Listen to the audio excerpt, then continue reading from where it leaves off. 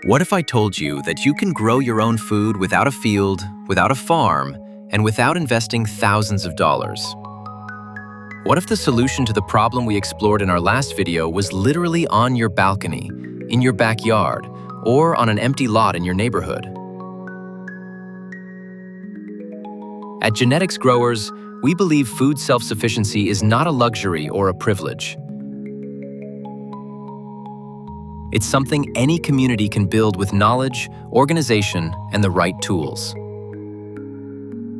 That's why today we want to talk about urban growing.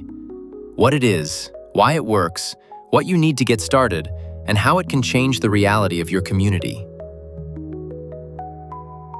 Stay until the end, because we're also going to cover the most common mistakes people make when they start, so you don't have to make them too.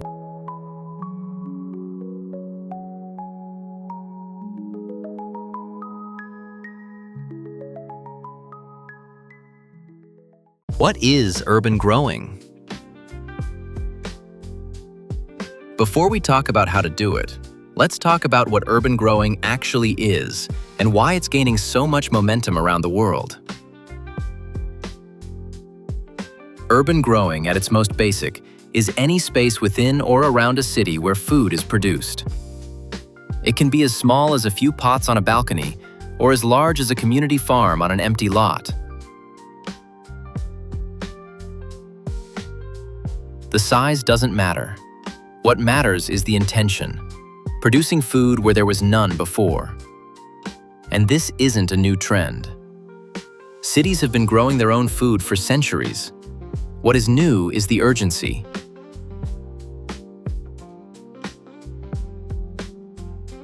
After everything we covered in the previous episode, conflict, climate change, economic crisis, more and more people and communities are realizing that depending 100% on external systems for food is a risk they can no longer afford to take. Urban growing is a direct response to that vulnerability. Key fact: according to the FAO, by 2050, nearly 70% of the world's population will live in cities. That means if we don't learn to produce food within urban environments, the pressure on current supply systems will become completely unsustainable. The question is not whether urban growing is necessary. The question is when you're going to start yours. These of urban growing. Now, when we talk about urban growing, we're not talking about just one thing. There are many ways to do it, and each one adapts to a different space, budget, and lifestyle. Let's look at the main ones. Type 1. Balcony and rooftop gardens.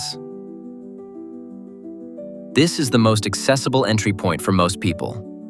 If you have a balcony, a rooftop, or even a window with good light, you already have enough to get started. Balcony and rooftop gardens work with pots, wooden crates, grow bags, or any container that allows water drainage. They're ideal for herbs like basil, cilantro, rosemary, and mint, but also for compact vegetables like lettuce, spinach, cherry tomatoes, peppers, and cucumbers. What makes this format so powerful is its accessibility. You don't need soil, you don't need much space, and you can start with a minimal investment. What you do need is direct sunlight for at least 4 to 6 hours a day, and the discipline to water consistently. Type 2. Community gardens. The next level is the community garden. This format transforms shared spaces, empty lots, underused parks, abandoned land, into productive spaces that benefit an entire community.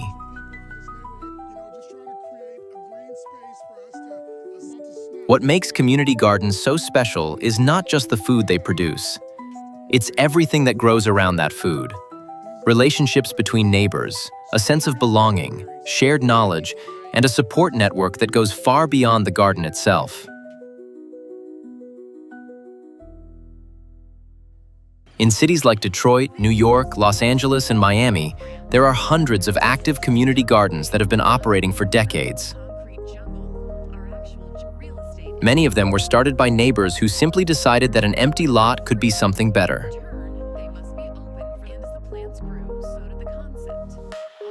Type 3. Indoor growing. Indoor growing is the option for those who don't have access to direct sunlight or want to produce year-round regardless of outside weather conditions. This format uses full-spectrum artificial lights, controlled ventilation systems, and special growing media to recreate ideal growth conditions inside a closed space. It can be done in a small room, a basement, a garage, or even an adapted closet.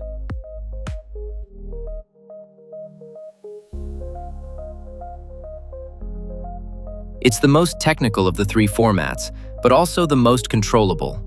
With a good indoor growing system, you can produce food 365 days a year, no matter if there's a storm, a frost, or a drought outside. Type 4. Hydroponic and aquaponic systems. Finally, hydroponic and aquaponic systems represent the most technologically advanced version of urban growing, and also one of the most efficient.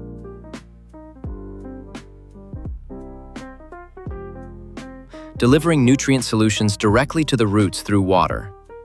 It uses up to 90% less water than traditional agriculture and produces faster, more controlled harvests.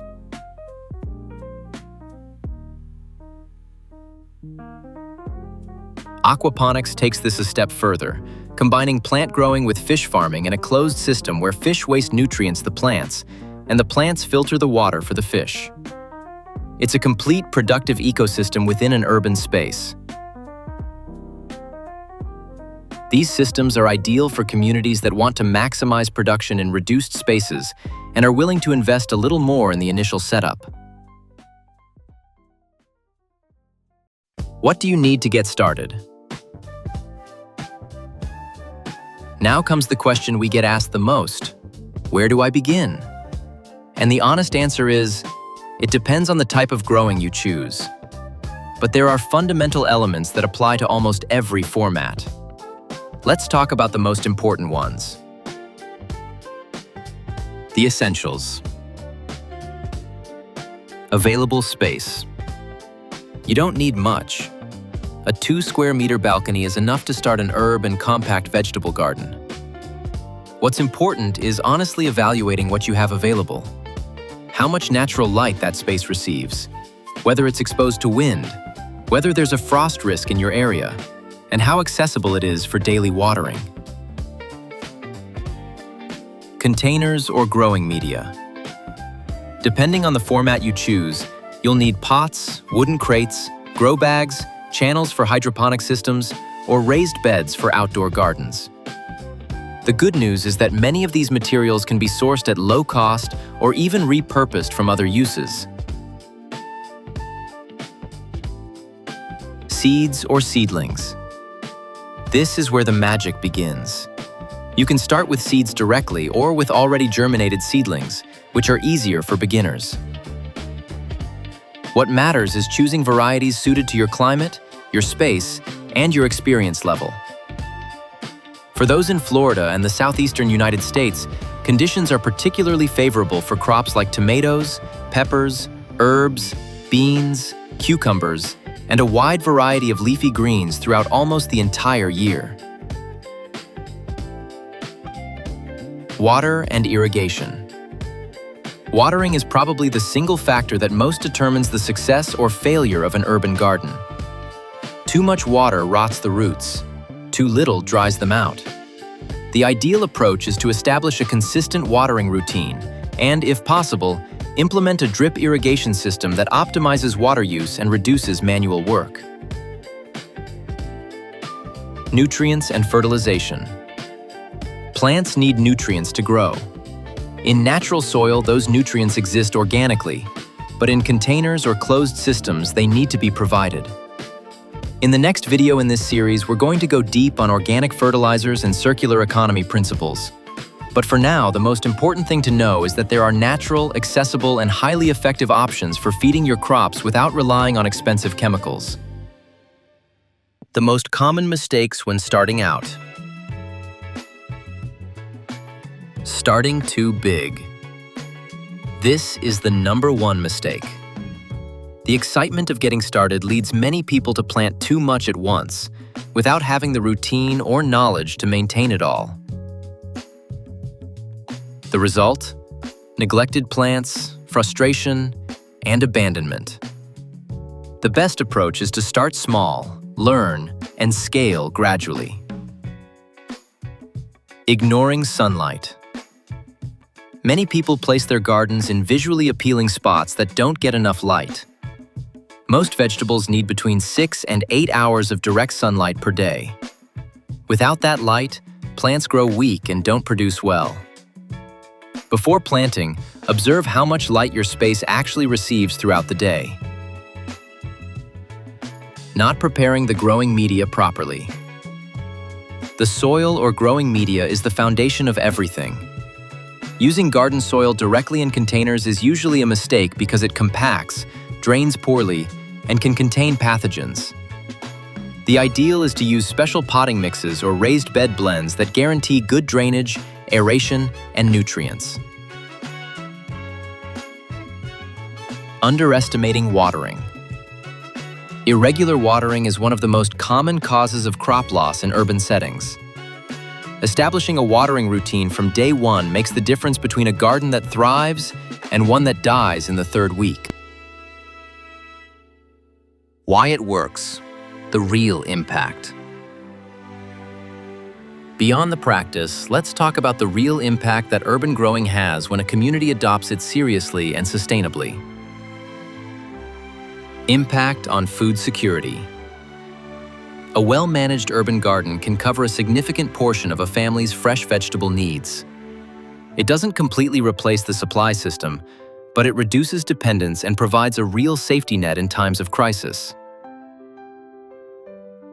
Economic impact. Growing part of your own food directly reduces your grocery bill.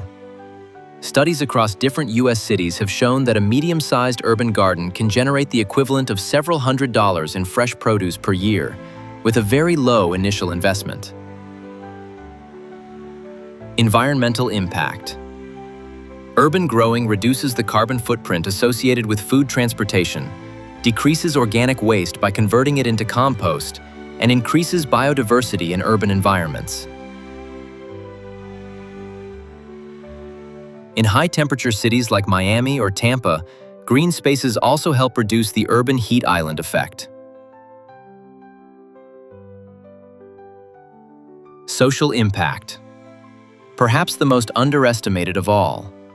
Community gardens create gathering spaces, spark conversations between neighbors who might never otherwise speak, and pass down intergenerational knowledge that would otherwise be lost.